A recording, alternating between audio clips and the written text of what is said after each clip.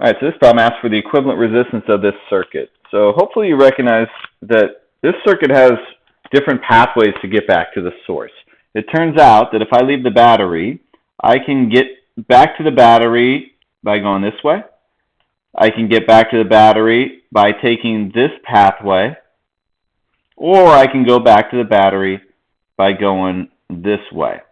All right, three pathways that you can get there by only going through one resistor. Well, this is a parallel circuit.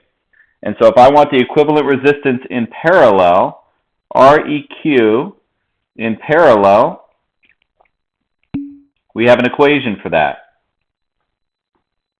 It is equal to 1 over R1 plus 1 over R2 plus 1 over R3, and however many you get. And we're going to look into finding the equivalent resistance a little bit later today, but I can plug into my equation what those values are. 1 over 90 plus 1 over 45 plus 1 over 180. That can be a little tricky to put in your calculator, so I usually like writing it this way. 90 to the negative 1 plus 45 to the negative 1 plus 180 to the negative 1. Whatever that all adds up to, I'm going to raise that to the negative 1 to take the inverse. All right, so that's how I like to do it in my calculator. 90 and then x to the negative 1 button is my inverse button, so I'm just flipping it under the denominator, taking the inverse, plus 180 to the negative 1, and then close parentheses and raise the whole thing to the negative 1, and I should get 25.71 ohms. 25.71 ohms is our answer for this problem. So when you have three pathways, you actually get an equivalent resistance that's a lot smaller than any one of those other resistors. We'll talk about some of those things. So now that we know that total resistance, we can actually calculate I total if I want. The total current coming out of the battery, I, is going to be the supply over that equivalent resistance. And so 9 volts over 25.71 ohms is going to give me my total current. If I go 9 divided by that answer, I get a total current of 0.35 amps coming out of here.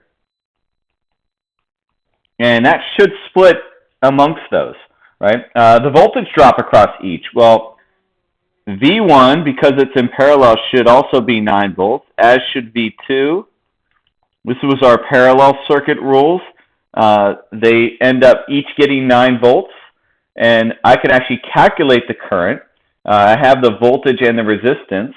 Well, I1 should just be V1 over R1, which is 9 divided by 90, which should be 0.1 amps, should be in I1, right?